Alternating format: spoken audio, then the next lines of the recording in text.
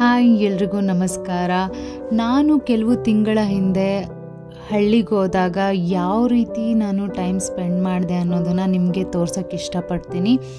So ನೀವು ನೋಡ್ತಾ ಇದ್ದೀರಾ, ಬೆಳಗ್ಗೆ 5:30-6 ಗಂಟೆಗೆ ಎದ್ದು ಹಳ್ಳೀಲಿ ಏನೇನು ಕೆಲಸ ಮಾಡ್ತಾರೆ ಅಂತ ನಿಮಗೆಲ್ರಿಗೂ ಚೆನ್ನಾಗಿ ಗೊತ್ತು. ನಾನು ಅದನ್ನೇ ಇಲ್ಲಿ ಮಾಡ್ತಾ ಇದ್ದೀನಿ. ಸೊ ಯೂಶ್ವಲಿ ನಾನು ನಮ್ಮ ಮನೇಲಿ ಬೆಳಗ್ಗೆ ಬೇಗ ಎದ್ದು ಹೀಗೆ ರಂಗೋಲಿ ಹಾಕೋದೆಲ್ಲ ನನಗೆ ತುಂಬ ಇಷ್ಟ ಮಾಡ್ತಿರ್ತೀನಿ. ಇದೇನು ಹೊಸದು ಅಂತ ನಂಗೆ ಅನ್ನಿಸ್ಲಿಲ್ಲ. ಆದರೆ ಇನ್ನೂ ಸಾಕಷ್ಟು ವಿಷಯಗಳನ್ನ ನಾನಿಲ್ಲಿ ಕಲ್ತಿದ್ದೀನಿ. ಅದನ್ನು ಈ ವಿಡಿಯೋ ಮುಖಾಂತರ ನಿಮಗೆ ತೋರ್ಸೋಕ್ಕೆ ಇಷ್ಟಪಡ್ತೀನಿ. ಈ ರಂಗೋಲಿ ನನಗೆ ಚಿಕ್ಕ ವಯಸ್ಸಿಂದನೂ ಬರುತ್ತೆ. ಇದ್ರದ್ದೊಂದು ಸ್ಟೋರಿನೇ ಇದೆ. ಸೊ ನಮ್ಮಮ್ಮ 2 ಎಳೆ ರಂಗೋಲಿ ಹಾಕ್ತಾಯಿದ್ರು. ನಾನೇನಂದರೆ ನಮ್ಮಮ್ಮ ಏನು ಮಾಡ್ತಾರೋ ಅದನ್ನು ನಾನು ಟ್ರೈ ಮಾಡ್ತಾಯಿದ್ದೆ. ಸೊ ಟ್ರೈ ಮಾಡ್ತಾ ನಂಗೆ ಬರ್ತಾನೆ ಇರಲಿಲ್ಲ. ಆದರೂ ನಂಗೆ ಒಂದು ಹಠ, ನಂಗೆ ಏನಾದರೂ ಮಾಡಬೇಕಂದ್ರೆ ಅದು ನಾನು ತುಂಬ ಸರಿ ಟ್ರೈ ಮಾಡ್ತೀನಿ.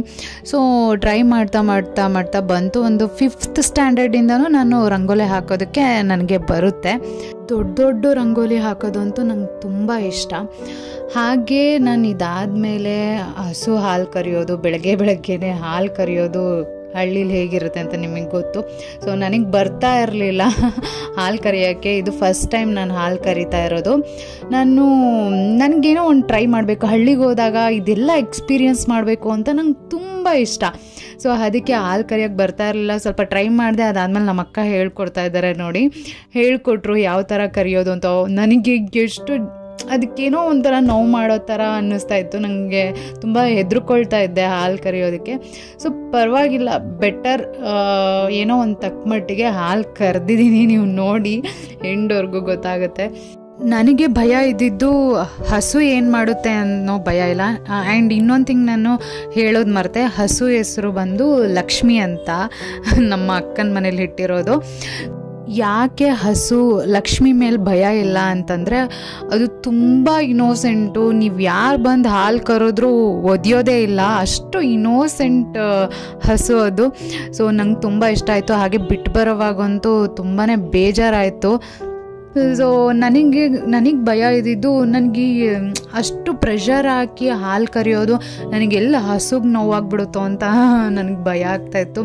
ಸೊ ಫಸ್ಟ್ ಟೈಮ್ ಅಲ್ವಾ, ಅಷ್ಟು ಪ್ರೆಷರ್ ಹಾಕಿ ಎಳೆಯೋದು, ಸೊ ಹಾಲನ್ನ ಕರೆಯೋದು, ನನಗೆ ಅದೇನೋ ತುಂಬ ಹಿಂಸೆ ಮಾಡ್ತಾಯಿದ್ದೀನಿ ಅಂತ ಅನ್ನಿಸ್ತಾ ಇತ್ತು. ಆದ್ರೂ ಅವರೆಲ್ಲ ನಮ್ಮ ಮನೇಲಿ ಇರೋರು ಎಲ್ಲರೂ ಹೇಳ್ಕೊಟ್ರು, ಹಾಲು ಕರಿಯೋದು ಈ ಥರ, ಅದಕ್ಕೇನು ಪೇಯ್ನ್ ಆಗೋಲ್ಲ, ಅದರಿಂದ ಅದಕ್ಕೆ ಪೇಯ್ನ್ ರಿಲೀಫ್ ಆಗುತ್ತೆ. ಸೊ ಆ ಹಾಲೆಲ್ಲ ತುಂಬ್ಕೊಂಡಿರುತ್ತೆ. ನೀನು ಆ ಹಾಲನ್ನ ಕರೆದಾಗ ಅದಕ್ಕೆ ಸ್ವಲ್ಪ ಪೇಯ್ನ್, ತುಂಬ್ಕೊಂಡಿರೋ ಹಾಲೆಲ್ಲ ರಿಲೀಸ್ ಆದಾಗ ಅದಕ್ಕೆ ಪೇಯ್ನ್ ರಿಲೀಫ್ ಆಗುತ್ತೆ ಅಂತ ಹೇಳಿದ್ರು. ಸೊ ಆವಾಗ ಸ್ವಲ್ಪ ನನಗೆ ಸಮಾಧಾನ ಆಯಿತು. ಫೈನಲಿ ನಾನು 1 ಚಂಬು ಹಾಲು ಕರೆದಿದ್ದೀನಿ. ಸೊ ಇದನ್ನು ಕಾಫಿ ಮಾಡ್ಕೊಂಡು ಕುಡಿದ್ರೆ ಎಷ್ಟು ಸಖತ್ತಾಗಿರುತ್ತೆ ಅಲ್ವಾ? ಈಗ ಎಲ್ರಿಗೂ ಕಾಫಿ ಮಾಡಿಕೊಟ್ಟು ನೆಕ್ಸ್ಟ್ ಏನು ಮಾಡ್ತೀನಿ ಅಂತ ತೋರಿಸ್ತೀನಿ, ಬನ್ನಿ.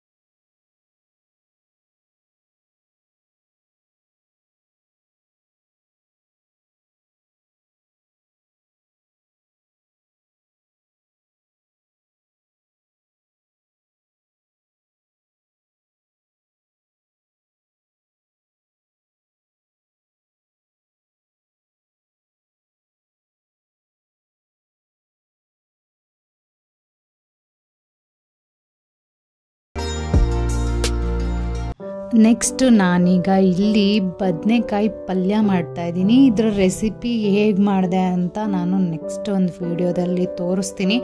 ಈಗ ಒಂದು ರ್ಯಾಂಡಮ್ ಆಗಿ ವಿಡಿಯೋ ಮಾಡಿಟ್ಕೊಂಡಿದ್ದೆ ಅಷ್ಟೇ. ಸೊ ಈಗ ಬದನೆಕಾಯಿ ಪಲ್ಯ ಎಲ್ಲ ರೆಡಿ ಆಗಿದೆ. ಈಗ ನೆಕ್ಸ್ಟ್ ಏನು ಮಾಡ್ತೀನಿ ಅಂದರೆ, ಇದಕ್ಕೆ ಒಂದು ಬಿಸಿ ಬಿಸಿ ರೊಟ್ಟಿ ಇದ್ದರೆ ಹೇಗಿರುತ್ತೆ ಅಲ್ವಾ. ಸೊ ಈಗ ರೊಟ್ಟಿ ಸ್ಟಾರ್ಟ್ ಮಾಡ್ತೀನಿ. ನಿಮಗೆ ನಾನು ನನ್ನ ಫಸ್ಟ್ ವಿಡಿಯೋದಲ್ಲಿ ಹೇಳಿದ್ದೆ ನನಗೆ ಎಲ್ಲ ಅಡುಗೆನೂ ಮಾಡೋಕ್ಕೆ ಬರುತ್ತೆ. ಸೊ ಕೆಲವೊಂದು ಮಾಡೋಕ್ಕೆ ಬರ್ತಾ ಇರಲಿಲ್ಲ, ರೊಟ್ಟಿ ಮಾಡೋಕ್ಕೆ ಬರ್ತಾ ಇರಲಿಲ್ಲ ನನಗೆ. ಇನ್ನು ಚಪಾತಿ, ಇನ್ನು ಎಲ್ಲ ಡಿಶಸ್ಸು ನಾನು ಮಾಡ್ತೀನಿ. ಅದರ ರೆಸಿಪಿಗಳನ್ನ ನಾನು ನೆಕ್ಸ್ಟ್ ನಿಮ್ಮ ಹತ್ರ ಶೇರ್ ಮಾಡ್ಕೋತೀನಿ. ಸೊ ಈಗ ನಾನು ರೊಟ್ಟಿ ಮಾಡ್ತಾಯಿದ್ದೀನಿ. ರೊಟ್ಟಿನೂ ನಮ್ಮ ಅಕ್ಕನೇ ಕಲಿಸ್ಕೊಟ್ಟಿದ್ದು ನನಗೆ. ಸೊ ಅದೊಂದು ಬರ್ತಾ ಇರಲಿಲ್ಲ, ರೊಟ್ಟಿ ಒಂದು. ಎಲ್ಲ ಅಡುಗೆನೂ ಬರ್ತಾಯಿತ್ತು. ರೊಟ್ಟಿ ಹೇಗೆ ಮಾಡೋದಪ್ಪ ನನಗಂತೂ ಅನ್ನಿಸ್ತಾಯಿತ್ತು, ರೊಟ್ಟಿ ಮಾಡೋದಂದರೆ ಬಿಡು, ಅದಕ್ಕೆ ಫುಲ್ ಎಕ್ಸ್ಪೀರಿಯೆನ್ಸ್ ಇರಬೇಕು. ರೊಟ್ಟಿ ಮಾಡೋಕ್ಕೆ ನನ್ನ ಕೈಲಿ ಬರುತ್ತಾ ಅಂತ. ನಮ್ಮ ಅಕ್ಕ ಹೇಳ್ತಿದ್ರು, ಎಲ್ಲ ಅಡುಗೆನೂ ಮಾಡ್ತೀಯಾ ನೀನು, ರೊಟ್ಟಿ ಮಾಡೋಕ್ಕೆ ಬರಲ್ವಾ ನಿನಗೆ ಅಂತ. ಸೊ ಯಾಕೆ ಕಲಿಬಾರ್ದು, ಈ ಒಂದು ಟೈಮ್ನ ಯೂಸ್ಫುಲ್ಲಾಗಿ ಯೂಸ್ ಮಾಡ್ಕೋಬೇಕಲ್ಲ ಅಂತ ಹೇಳಿ ನಾನು ಇಲ್ಲೇ ರೊಟ್ಟಿ ಮಾಡೋದು ಕಲಿತೆ. ಹೇಗೆ ಅಂದರೆ ಅವಳು ತೋರಿಸಿದ್ದು 1-2-3 ರೊಟ್ಟಿ ಮಾಡೋದಷ್ಟೇ ಅವಳು ತೋರಿಸ್ಕೊಟ್ಟಿದ್ದು. ಅದಾದಮೇಲೆ ಎಲ್ಲ ರೊಟ್ಟಿನೂ ನಾನು ಮಾಡಿದ್ದೀನಿ. ಆ್ಯಂಡ್ ತೆಳ್ಳಗೆ ತುಂಬ ಚೆನ್ನಾಗಿ ಮಾಡಿದ್ದೀನಿ. ನನಗೆ ಮೊದಲಿಂದನೂ ಅಡುಗೆ ಮಾಡೋದು ಬರೋದ್ರಿಂದ ನನಗೆ ರೊಟ್ಟಿ ಮಾಡೋದು ಅಷ್ಟೊಂದು ಕಷ್ಟ ಅಂತ ಅನ್ನಿಸ್ಲಿಲ್ಲ. ಸ್ಟಾರ್ಟಿಂಗ್ ತುಂಬ ಹೆದ್ರುಕೊಂಡಿದ್ದೆ, ಏನು ಬರೋದೇ ಇಲ್ಲ, ನಂಗೆ ರೊಟ್ಟಿ ಮಾಡೋಕ್ಕೆ ಬರಲ್ಲ ಅಂತ ಅನಿಸುತ್ತೆ ಅಂತ. ಸೊ ಆಮೇಲೆ 1-2 ರೊಟ್ಟಿ ಮಾಡೋವರೆಗೂ ನಂಗೆ ಕಷ್ಟ ಆಯಿತು. ಆಮೇಲೆ ಇನ್ನೆಲ್ಲ ರೊಟ್ಟಿನೂ ನಾನು ಈಸಿಯಾಗೆ ಮಾಡಿದೆ. ಹಾಗೆ ನಾನು ಇಲ್ಲಿಂದ ಕಲ್ತ ಮೇಲೆ ಬೆಂಗಳೂರಿಗೆ ಬಂದು ಟ್ರೈ ಮಾಡಿದೆ. ಬೆಂಗಳೂರಲ್ಲೂ ಚೆನ್ನಾಗಿ ಬಂತು ರೊಟ್ಟಿಗಳು. ಈಗ ನಮ್ಮ ಮನೇಲಿ 2 ದಿನಕ್ಕೊಂದ್ಸತಿ ನಾನು ರೊಟ್ಟಿ ಮಾಡ್ತಾ ಇರ್ತೀನಿ, ಯಾಕೆಂದ್ರೆ ನಂಗೆ ರೊಟ್ಟಿ ಅಂದರೆ ತುಂಬ ಇಷ್ಟ. ಈ ರೊಟ್ಟಿಗೆ ಡಿಫ್ರೆಂಟ್ ಕಾಳಿನ ಪಲ್ಯ, ಸೌತೆಕಾಯಿ, ಮೂಲಂಗಿ ಇದನ್ನೆಲ್ಲ ಸೈಡ್ಸ್ಗೆ ಇಟ್ಕೊಂಡು ತಿಂತಾ ಇದ್ದರೆ ಸಖತ್ತಾಗಿರುತ್ತೆ. ಅದರಲ್ಲೂ ಬೆಣ್ಣೆ ಇದ್ದರೆ ಇನ್ನೂ ಚೆನ್ನಾಗಿರುತ್ತೆ. ಸೊ ಹಾಗಾಗಿ ನಾನು 2 ದಿನಕ್ಕೊಂದ್ಸತಿ ಪಕ್ಕಾ ರೊಟ್ಟಿ ಮಾಡ್ತಾ ಇರ್ತೀನಿ.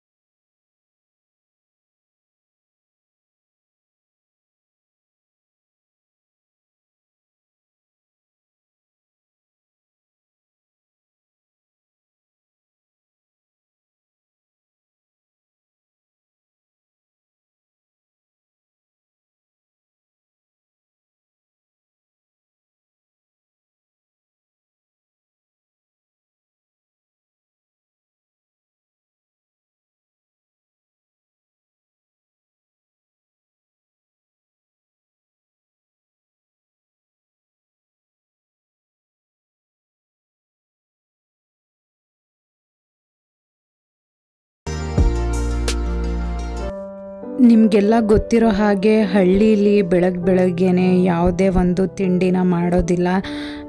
ಇಡ್ಲಿ ಆಗಿರ್ಬೋದು, ಪಲಾವ್ ಆಗಿರ್ಬೋದು, ಈ ಥರದ ತಿಂಡಿಗಳು ಸಿಗೋದಿಲ್ಲ. ಬೆಳಗ್ಗೆನೆ ರೊಟ್ಟಿ, ಪಲ್ಯ, ಇಲ್ಲ ಮುದ್ದೆ, ಸಾರು, ಈ ಥರದ ಬ್ರೇಕ್ಫಾಸ್ಟ್ನ ಮಾಡ್ತಾರೆ. ಸೊ ಬೆಳಗ್ಗೆನೆ ಈ ಥರ ರೊಟ್ಟಿ ತಿಂದುಬಿಟ್ರೆ 1 ಗಂಟೆವರೆಗೂ ಹೊಟ್ಟೆನೇ ಹಸಿಯಲ್ಲ, ಆ ರೀತಿ ಇರುತ್ತೆ. ಏನಪ್ಪ ರೊಟ್ಟಿ ಜೊತೆ ಇಷ್ಟೊಂದು ಹಸಿಮೆಣ್ಸಿನ್ಕಾಯಿನ ಇಟ್ಕೊಂಡು ತಿಂತಾ ಇದ್ದಾರೆ ಅಂತ ಯೋಚನೆ ಮಾಡ್ತಾ ಇದ್ದೀರಾ. ನನಗೆ ಖಾರ ಅಂದರೆ ತುಂಬ ಇಷ್ಟ. ಬಟ್ ಇವ್ರ ಮನೆಯಲ್ಲಿ ಖಾರ ಸ್ವಲ್ಪ ಕಡಿಮೆ ತಿನ್ನೋದು, ಹಾಗಾಗಿ ಪಲ್ಯನೂ ಖಾರ ಕಡಿಮೆ ಮಾಡಿದ್ದೆ. ನನಗೆ ಖಾರ ಕಡಿಮೆ ತಿಂದು ಅಭ್ಯಾಸ ಇಲ್ಲ, ಅದಕ್ಕೆ ಹಸಿಮೆಣ್ಸಿನ್ಕಾಯಿನ ನೆಂಚ್ಕೊಂಡು ತಿಂತಾ ಇದ್ದೀನಿ.